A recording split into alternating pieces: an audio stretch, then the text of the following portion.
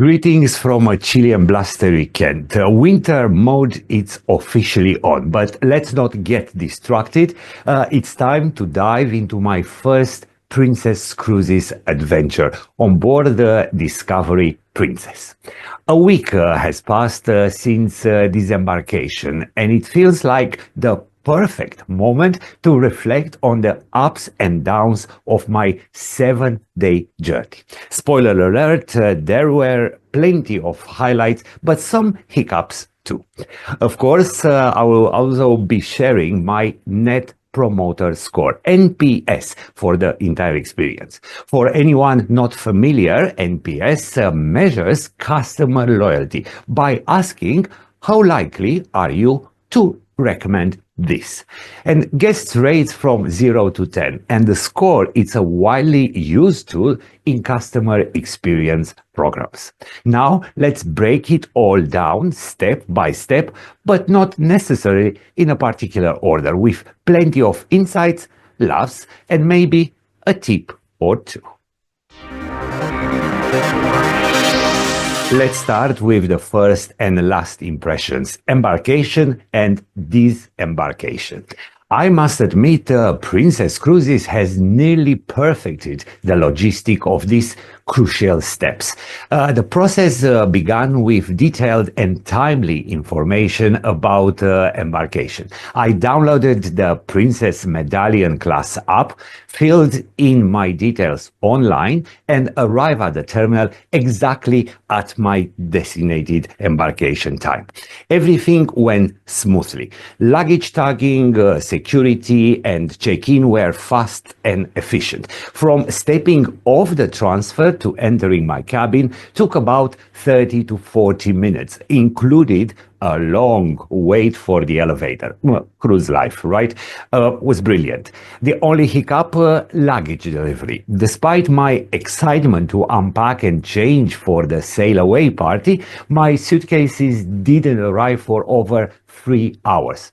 Big drama. Eventually, an hour after leaving Los Angeles, they made it to my cabin. Disembarkation on Discovery Princess was nearly flawless. 2 nights before the cruise ended, we received gold luggage tag and all the necessary information about timings and logistics.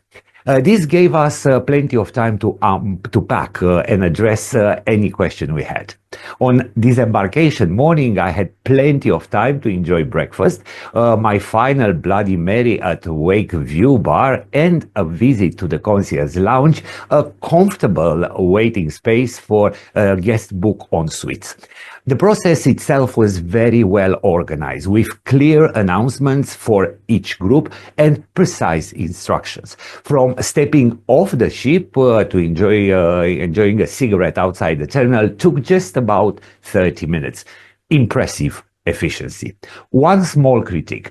Princess requests luggage to be placed outside cabins by 8:30 p.m., which feels a little bit too early. Midnight or even 10 p.m., as seen on other cruise line, will be more reasonable time. Overall, embarkation and disembarkation on Discovery Princess score an impressive 8 out of 10. Well done. Discovery Princess, the fifth and the final Royal Class ship from Princess Cruises, checks all the right boxes. With 1,830 cabins spread across 19 decks, this ship strikes the perfect balance. It's large enough to find some privacy when you need it, yet intimate enough to build friendships that can last beyond disembarkation day. Much of the action centers around the 3-deck high Piazza Atrium on decks 5, 6, and 7. This midship hub offers entertainment, dining, and a touch of grandeur. The ship's design is a harmony of classic elegance and modern sophistication, featuring sweeping spiral staircase and panoramic glass elevators that are stylish without feeling overdone. While I love the ship, it took time to navigate, especially with limited port to starboard pathways on some decks. I also miss the traditional wraparound promenade deck found on other ships. Still, a Discovery Princess felt like coming home, just better, because I didn't have to do any work. Despite the fact that the ship doesn't bring a revolution in ship design, it offers a solid, high-quality cruising experience. 9 out of 10 from me, and I'm officially in love with Discovery Princess. Discovery Princess offers a diverse range of accommodations, including over 1,400 balcony cabins in various sizes, ensuring there's something for every taste and budget. Initially, I booked a reserve mini suite at the back of the ship, drawn to its amenities, location, and spacious balcony. It was a cautious choice since it was my first time cruising with Princess. Weeks before departure, I received an email invitation to bid for an upgrade. Armed with research, price comparisons and advice from online reviews, I decided to bid £900 per person for a premium suite on deck 11, Baja deck, cabin B102, and I won. The suite exceeded my expectation with a separate bedroom and living area, an upgraded balcony and luxurious perks. Everything about the suite experience on a Discovery Princess was close to perfection. One delightful and unexpected touch was the canapes menu, presented every evening after the turn-down service, allowing guests to select their favorite canapes for the following day. While the cuisine's quality itself wasn't my primary focus, the simple fact that Princess offered this personalized choice elevated the experience significantly. It's these thoughtful details that made the suite stay feel special and well worth the upgrade. Access to the concierge lounge was another highlight, offering impeccable service, delightful culinary surprises through the entire day, and a generous happy hour concept. However, compared to suites on other cruise line, I miss having a butler service. My room stewardess, Angeli, was exceptional, attentive and discreet, but a butler adds that extra touch. Additionally, I wish Princess offer onboard recognition for suite guests, like other companies do. Despite these minor gaps, the suite experience hooked me. Next time, I might splurge on the iconic Sky Suite. From the accommodation point of view, 9 out of 10.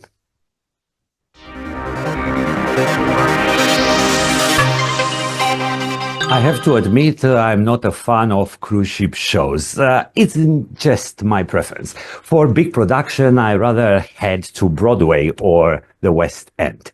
On a cruise, I enjoy a cocktail and live music in a lounge, more than spending time in the theater. That said, during my cruise, 2 shows were scheduled in the Princess Theater on Discovery Princess. Spotlight Bar, a well-performed sing-along set in a bar scene featuring radio hits, and Rock Opera, a fusion of 80s rock and opera. Imagine The Greatest Showman meets Cyndi Lauper. But honestly, there were plenty to do on board Discovery Princess. Day and night, from activities like bingo, trivia, karaoke and dance lessons to the movie Under the Stars experience, completed with padded loungers, blankets and popcorn. Entertainment felt lively and diverse, and the live music in all lounges were great, from a violin duo to a mariachi band. Don't forget the parties, ABBA night, silent disco, the 80s party on the sun deck, and the DJ sessions at Vista Lounge. They were all somewhere between decent and good. Discovery Princess managed to shake my preconception that Princess cruises are dull, with lights out by 9 p.m. Entertainment gets therefore a solid 8 out of 10.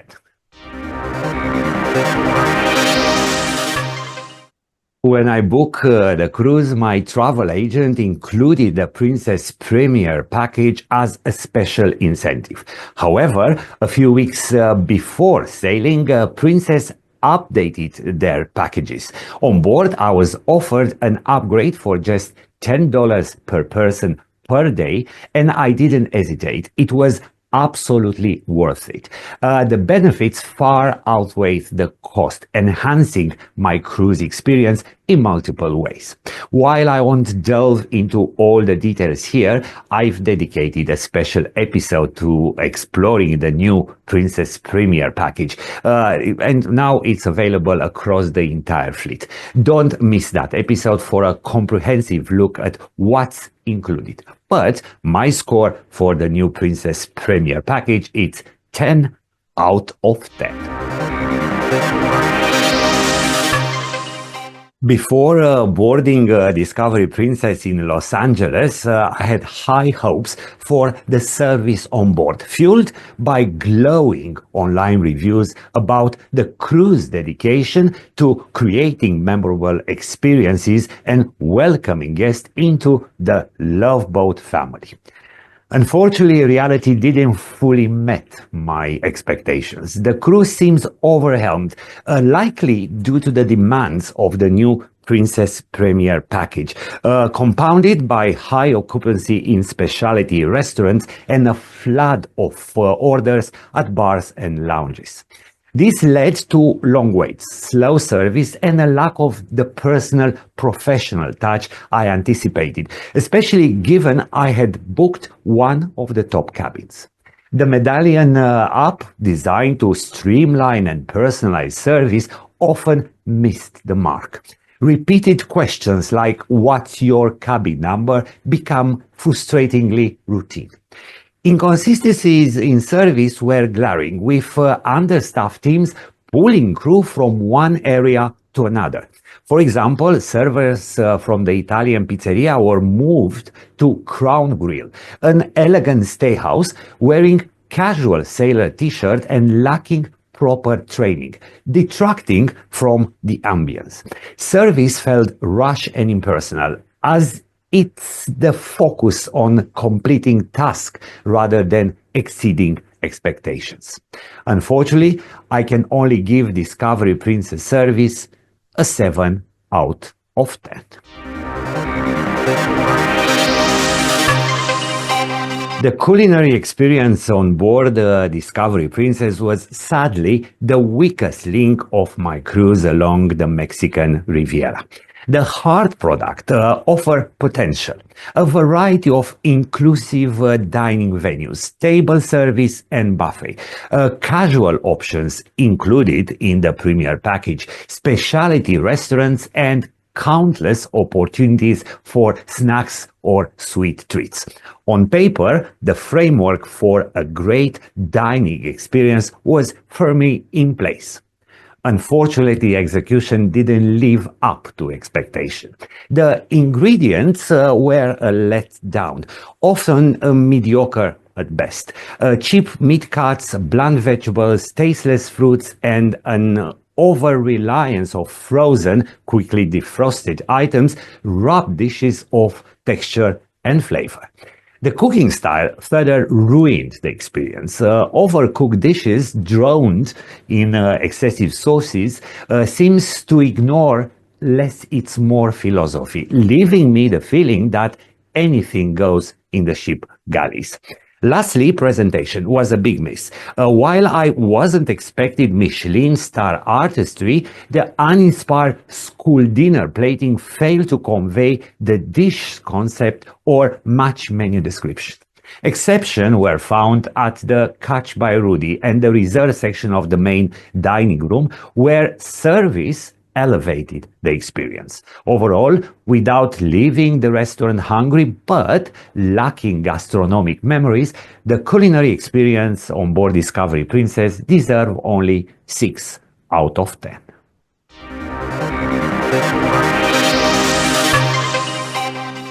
Value for money is a crucial factor when booking any type of a holiday, and cruising it's no exception. For our 7 days voyage on board the Discovery Princess, we paid £2,394 for the reserve mini suite. Add to this a £1,800 to upgrade to premium suite and £112 for the new Princess Premier package, totaling £4,306 for 2 passengers. Breaking down, that's £308 per day, which is remarkable for the overall experience. The combination of premium accommodation, entertainment, and dining, despite a few missteps, offers undeniable value. Few vacations deliver this level of comfort, amenities, and memories at such a competitive rate.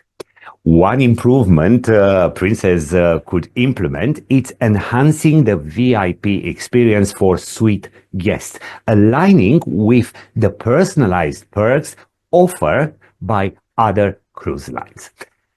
Recognizing premium guests with added touches would incentivize booking higher tier cabins. Overall, from a value for money standpoint, Discovery Princess earned a solid 9 out of 10.